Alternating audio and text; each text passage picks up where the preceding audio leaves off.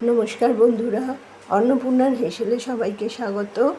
আজকে আমি সকালবেলায় একটা রেসিপি বানাচ্ছি, সেটা হচ্ছে মুগ ডাল।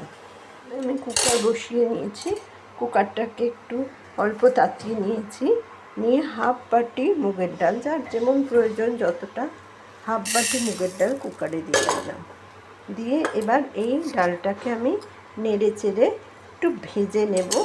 যখন সুন্দর একটা গন্ধ বেরোবে মুগের ডালে, ভাজা মুগের ডালে, তখন আমার ভাজা হয়ে যাবে। আচ্ছা, এটা কড়াতেও ভাজা যায়, আমি কুকারে ভেজে দেখাচ্ছি।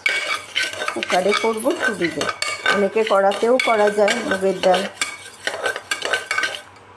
তো গন্ধ বেরিয়ে গেছে, ভাজা হয়ে গেছে।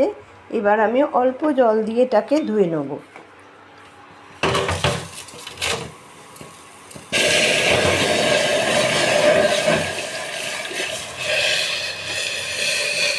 ধুয়ে জলটাকে ফেলে দিলাম।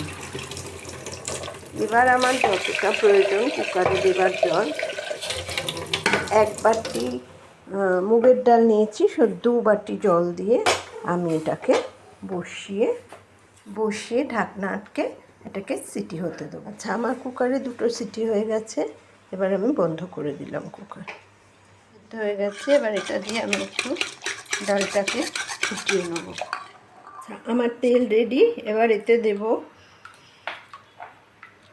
শুকনো লঙ্কা, তেজপাতা আর কিছুটা জিরে।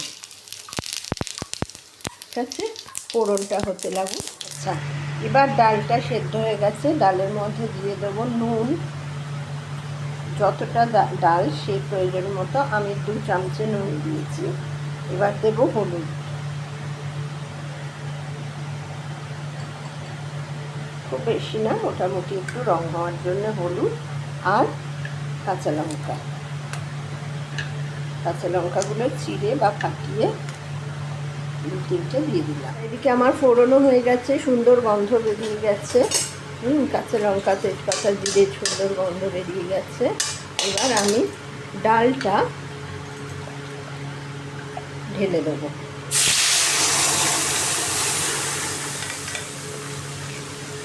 আচ্ছা, মুগের ডালটা একটু মিষ্টি মিষ্টি খেতে ভালো লাগে, তো যারা মিষ্টি পছন্দ করেন না তারা দেবেন না।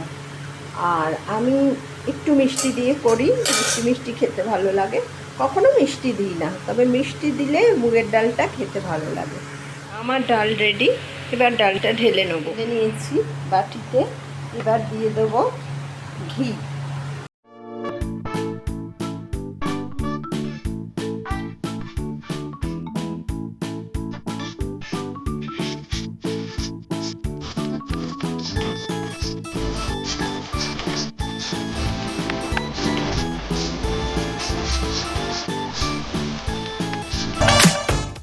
2 চামচে ঘি দিয়ে দিয়েছি। এবার চাপা দিয়ে দেবো। আমার ডাল রেডি। বন্ধুরা, আমার চ্যানেলটা তোমরা সাবস্ক্রাইব করো, শেয়ার করো আর লাইক করো। আরও সুন্দর সুন্দর নতুন নতুন রান্না আমি তোমাদের উপহার দেবো।